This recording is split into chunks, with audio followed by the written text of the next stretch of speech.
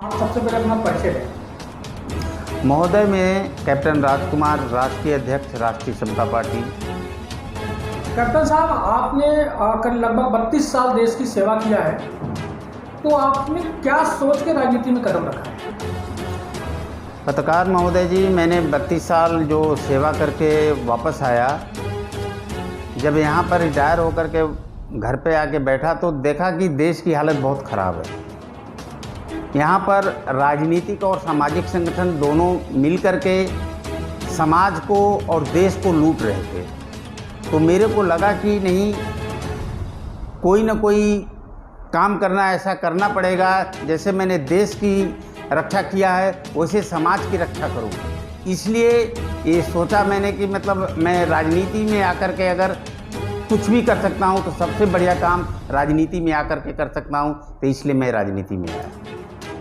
आपको क्या लगता है कि जो इतनी बड़ी बड़ी पार्टियां हैं उनके बीच में आप कितना सफल हैं? सफल देखिए, सफलता के लिए पार्टियां कोई बहुत बड़ी पहले से बन के नहीं आई हैं, यहीं से वो बड़ी हुई हैं और यहीं पर वो मतलब काम किया है, धरातल पर काम किया है, तभी वो बड़ी हुई हैं। धरातल पर काम करेंगे, हम भी कोशिश करेंगे, हम भी उनके बराबर पहुँचेंगे।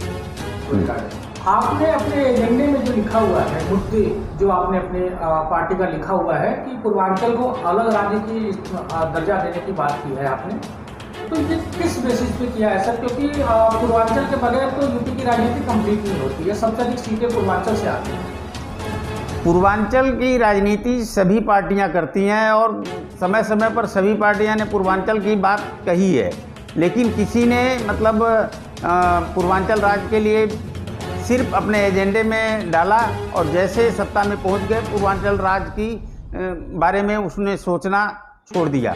आज पूर्वांचल में तकरीबन 9 करोड़ लोग हैं, 27-28 जिले हैं।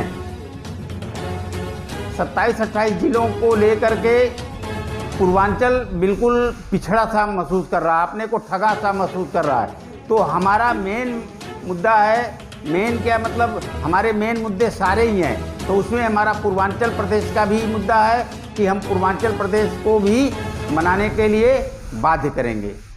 आपने अपने मुद्दे में लिखा है गरीबों को दवाई और निःशुल्क पढ़ाई की व्यवस्था की जाएगी, लेकिन सर ये तो ऑलरेडी हो रहा है। तो आप इस मुद्दे पे लोगों को भी जाएंगे या इस मुद्दे पे जाएंगे कि जो पिछली सरकारों ने या जो पिछली पार्टियों ने गलतियां की हैं, हालांकि उन्होंने अच्छे जन औषधि केंद्र भी बना दिए हैं और स्कूल भी वो प्रमोट कर रहे हैं स्कूल को अपने, लेकिन उनमें उस तरह की सुविधाएं नहीं हो पा रही हैं। तो आप किस पे फोकस करेंगे, सुविधाओं पे या फिर उसको पूरा करने पे?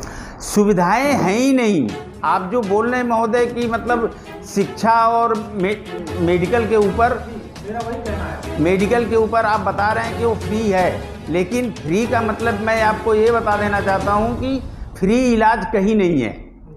गरीब हो चाहे अमीर हो, चाहे किसी भी सेक्टर में है, अगर वो बीमार है तो उसमें चाहे वो सरकारी अस्पताल हो और चाहे प्राइवेट अस्पताल हो, सभी में उसकी दवाइयाँ और इलाज फ्री होना चाहिए।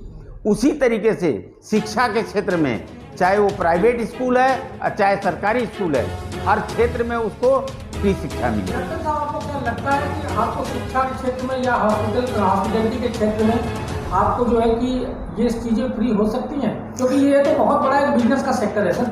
नहीं, बिजनेस का सेक्टर है, लेकिन क्यों नहीं हो सकता?